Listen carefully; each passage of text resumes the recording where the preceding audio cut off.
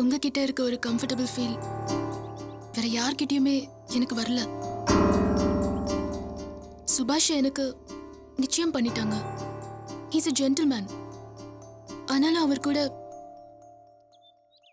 கூட என்னால கேஷுவலா பேச முடியல, பழக முடியல. அது எப்படின்னு சொல்ல தெரியல. ஒரு காலேஜ் ஸ்டூடெண்ட்க்கும் ஒரு லெக்சரருக்கும் இருக்கிற ரிலேஷன்ஷிப் மாதிரி ஒரு ஒபீடியன்சி, ஒரு மரியாதை தான் அவர்கிட்ட. எனக்கு அப்படிதான் அவர்கிட்ட தோணுது. அவர் என்கிட்ட நல்லா தான் பழகுறாரு. வேலைக்கு போக கூடாதுன்னு எங்க வீட்ல சொன்னப்போ ரொம்ப பக்குவமா அதை ஹேண்டில் பண்ணாரு. என் மேல அவருக்கு நிறையவே அஃபெக்ஷன் இருக்கு. ஆனா அதை விட என்ன நிறைய நம்புறாரு.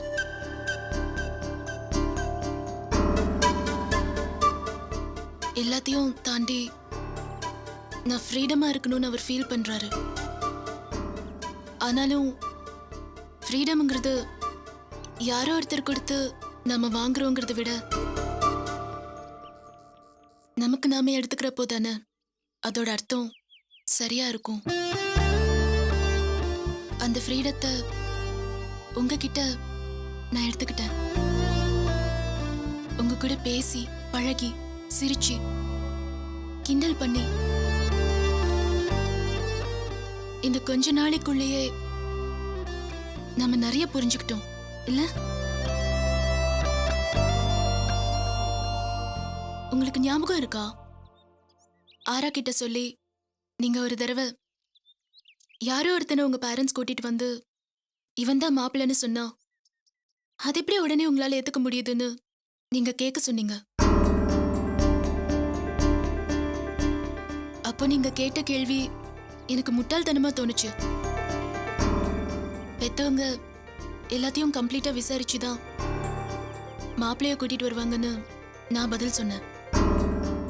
இப்போ அன்னைக்கு நான் சொன்ன பதில் முட்டாள்தனமோன்னு தோணுது.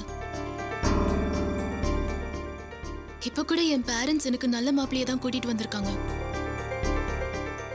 ஆனா நம்ம கூட பழகி புரிஞ்சுக்கிட்ட பாபு மாதிரி ஒருத்தர் லைஃப் பார்ட்னரா வந்தா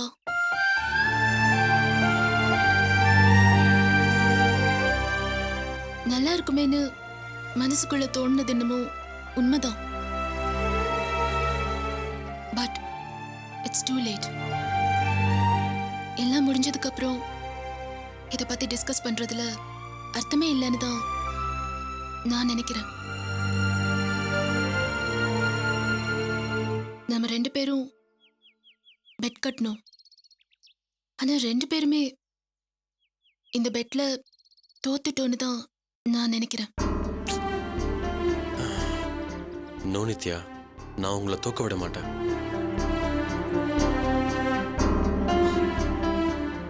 இங்க பாருங்க நித்யா, நம்ம 2 பேருமே சின்ன பசங்க இல்ல. 2 பேருமே ஒருத்தர் புரிஞ்சுக்கிற மெச்சூரிட்டியோட தான் இருக்கோம். அதுவும் இல்லாம இதே மாதிரி ஒரு பிரச்சனையில என்னால என் ஃபேமிலி மத்தவங்க எல்லாரும் ரொம்ப கஷ்டப்பட்டிருக்காங்க. மறுபடியும் அதே மாதிரி ஒரு பிரச்சனையினால் யாரும் கஷ்டப்படக்கூடாது. அதோட நாம 2 பேரும் கடைசி வரைக்கும் ஃப்ரெண்ட்ஸாவே இருக்கிறதுனால யாருக்கும் எந்த பிரச்சனையும் இல்லையே. நாம அப்படியே இருந்துட்டு போவோமே. தேவையில்லாம உங்க மனசை போட்டு குழப்பிக்காதீங்க.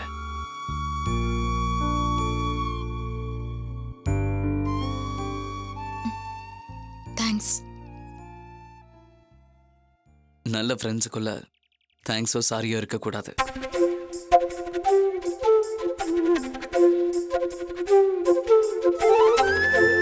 போலாமா?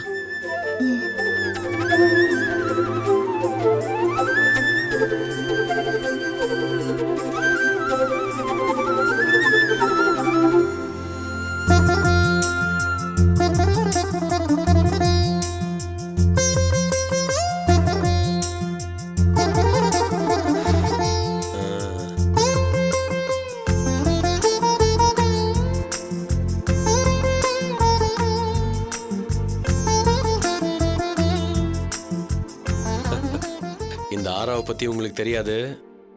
இந்த பேப்பரையும் சாக்லேட்டையும் ஒன்னு சேர்க்காம விட மாட்டேன்.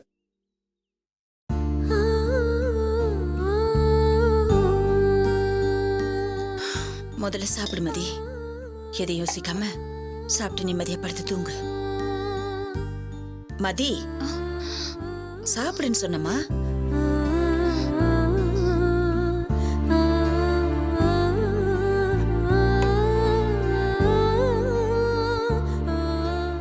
இத பாரு, மறுபடியும் சொல்றேன், இனிமே உன் புள்ளைய தவிர நீ வேற எதை பத்தியும் யோசிக்க கூடாது.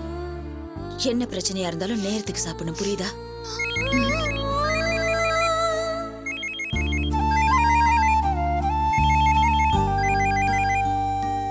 ஹலோ, ஆமா இப்ப பரவாயில்லம்மா. ஸ்வேதா காலேஜ் போயிட்டாளா? இல்லம்மா, வழியில கொஞ்சம் குறைஞ்சிருக்குமா.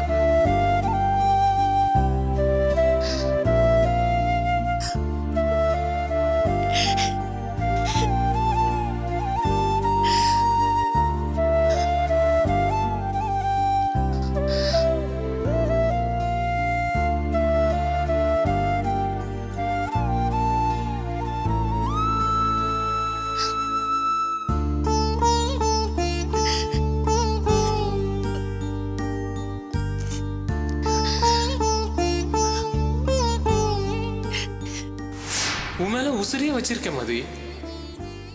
கடைசி வரைக்கும் உன்னை கண் கலங்காம என்னால பாத்துக்க முடியும்.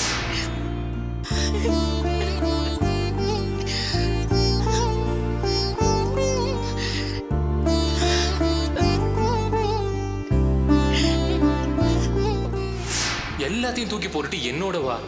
உன்னை நான் சந்தோஷமா பார்த்துப்பேன். உன்னை ஒரு தேவதை மாதிரி பார்த்துப்பேங்கிற நம்பிக்கையில தான் கூப்பிடுறேன்.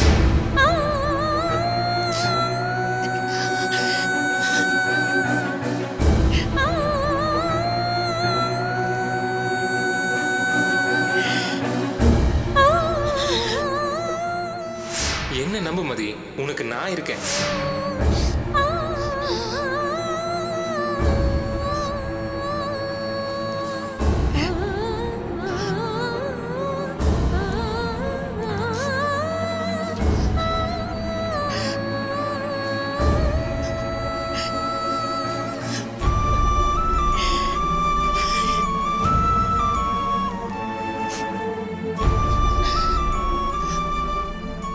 கால் வெளியெல்லாம் இப்ப குறைஞ்சிருச்சுமா.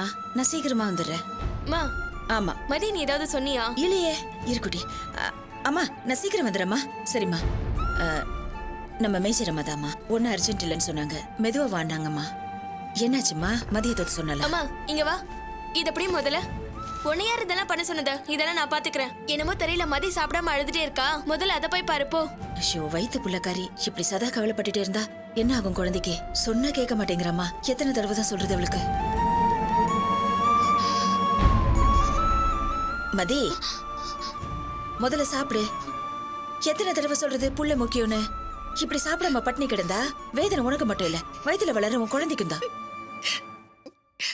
என்னால சாப்பிட முடியலம்மா. எவ்வளவுதான் என்ன நானே சமாதானப்படுத்திக்கிட்டாலும் அவர் என் மேல எவ்வளவு பாசமா இருந்தாரு. இப்போ போன்ல கூட பேச மாட்டேங்கிறாரு.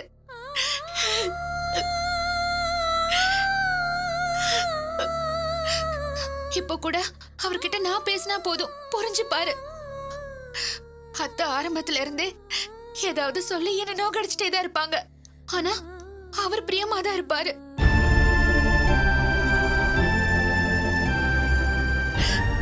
ஆனா இப்போ என் பக்கம் என்ன நியாயம் இருக்குன்னு கூட அவருக்கு தெரியாது. அத்தை என்னெல்லாம் சொல்லி வச்சிருக்காங்களோ. அவர்தான் உன்னை வீட்டுக்குள்ள விடக்கூடாதுன்னு உங்க மாமியார் சொன்னதா சொன்ன அப்படின்னு அவங்க சொன்னாங்க. ஆனா அவர் அப்படி சொல்வாரான்னு எனக்கு டவுட்டா தான் இருக்கு. அப்பனா நீ போன் பண்ணும்போது ஏன் அவர் எடுக்கல? குட்டி, விடு குட்டி. அவ சொல்றதும் கரெக்ட் தான். மதி, இப்போவும் அவருக்கு மேல கோவம்லாம் இருக்காது மதி. என்ன இருந்தாலும் வீட்டுக்கு வந்த மாப்பிள்ள கிட்ட ஒன்ன வச்சுக்கிட்டே நட்ராஜ் அப்படி மரியாதை குறைவா நடந்திருக்க கூடாது. இப்போ உங்க 2 பேருக்குள்ள பிரச்சனைனா அது வேற. ஆனா இது அப்படியா? மாமியார் வீட்டுக்கு வந்த இடத்துல மச்சனனோட கைகலப்பு வரைக்கும் போச்சுன்னா எந்த ஆம்பளைக்கும் கோவம் வரத்தானே செய்யும். கொஞ்சம் பொறுமையா இரு மதி, எல்லாம் சரியாயிடும்.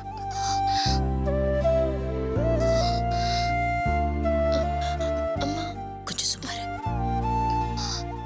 நீ வேணா பாரு, 1-2 நாள்ல மாப்பிள்ளைய தேடி வராரா இல்லையான்னு.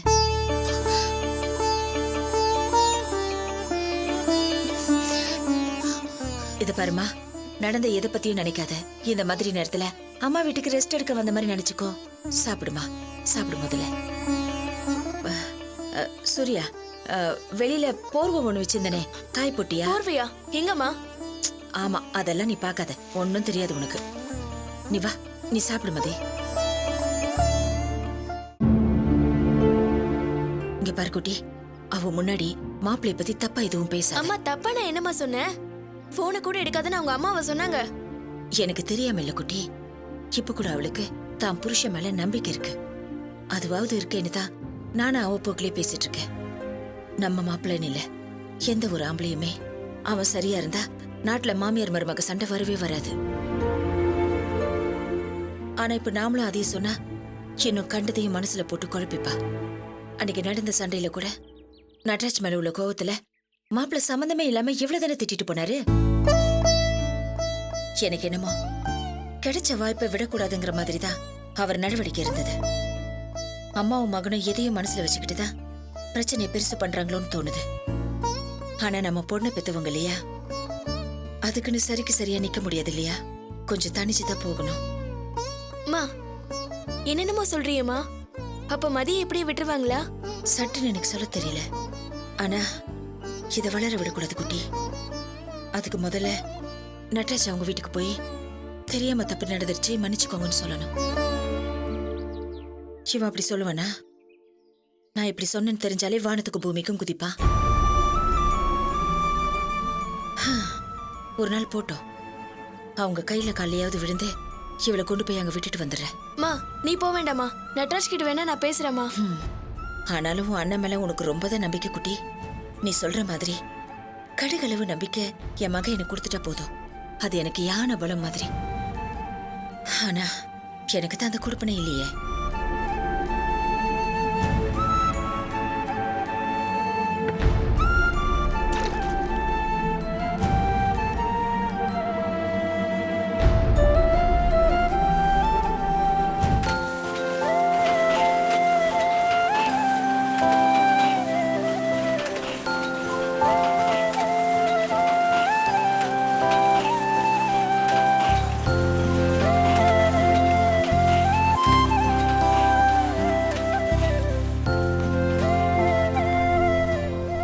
ஹலோ அண்ணா, நான் இன்னும் ஒரு 45 மினிட்ஸில் இருப்பேண்ணே. ஓகே, நான் வந்துடுறேன். என்ன சாமி இவ்வளோ லேட்டு? நான் உனக்காக எவ்வளோ நேரம் வெயிட் பண்ணுறது? இப்போ தான் ஆட்டோ பிடிச்சிட்டு போகலான்னு வந்தேன். முத்துக்குமார் அண்ணன் வேற வெயிட் பண்ணிட்டு இருக்காரு. இல்லடா, அந்த புது ஆர்டர் விஷயமா வேலைச்சேரி போயிருந்தேன். அங்கே மேனேஜர் லேட் பண்ணிட்டாரு. சரி, நீ கம்பெனியில் இரு, நான் போய் அவரை பார்த்துட்டு வரேன். சரி, பார்த்து.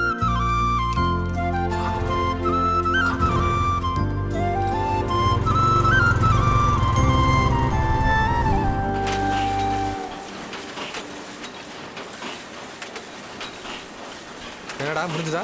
போயிட்டு இருக்குண்ணே.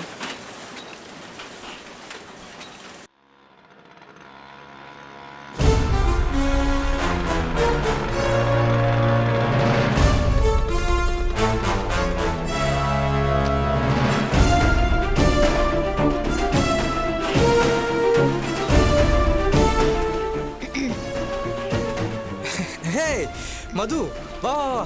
நட்ராஜ் இப்போ தான் வெளியே போனா, இப்போ வந்துடுவான். என்ன சாப்பிட்ற? ஒண்ணு வேண்டாம். பயங்கர சர்ப்ரைஸாக இருக்கு மது, நீ வருவேன்னு எதிர்பார்க்கவே இல்லை. கம்பெனியை ஃபோட்டோ எடுத்து அனுப்புனா நான் ஊர் சுத்தாமல் பொறுப்பாக இருக்கேன்னு மது நம்புவா? என் மேலே இருக்கிற கோவம்லாம் போயிடுன்னு சொல்லிட்டு தான் அந்த ஃபோட்டோ எடுத்து அனுப்புனா. நீ வந்தது ரொம்ப சந்தோஷமாக இருக்கு மது. நான் பாட்டு பேசிட்டே இருங்க பாரு. இரு, நட்ராஜ் ஃபோன் பண்ணி சொல்கிறேன்.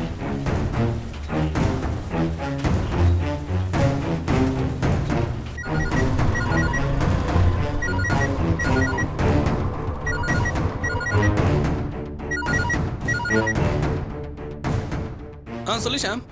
நட்ராஜ், உன்னை பார்க்கறதுக்கு மது வந்திருக்காடா. என்னடா சொல்ற? நிஜமாவா? ஆமாண்டா. ஐயோ, என்னால நம்பவே முடியலடா. இங்க வா, நீ போய் முத்துக்குமாரனை பார்த்துட்டு இங்க வா. நான் மது இங்கே வெயிட் பண்ண சொல்றேன், சரியா? இல்லடா, நான் ஃபோன் பண்ணி சொல்லிடுறேன். நம்ம 2 பேரும் ஈவினிங் போய் மீட் பண்ணிக்கலாம். அவளை அங்கே இருக்க சொல்றா, நான் உடனே வரேன்.